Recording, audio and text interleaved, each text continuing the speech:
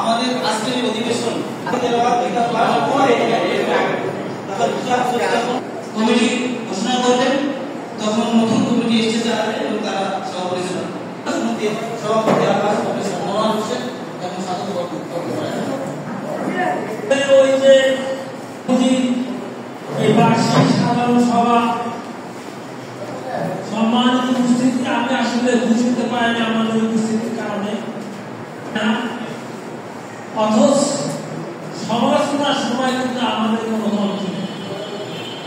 এই যে আমার মনে হয় যে তাকে যে ব্যবস্থা করছে অনেক খাদ্য বই আছে কিন্তু নষ্ট হয়ে গেছে, পানিও ব্যবস্থা করছে সমস্ত কথা দিলে তো কথা না বলে এই খানা পিনার অনুষ্ঠানের ত্রুটি হয়ে থাকে।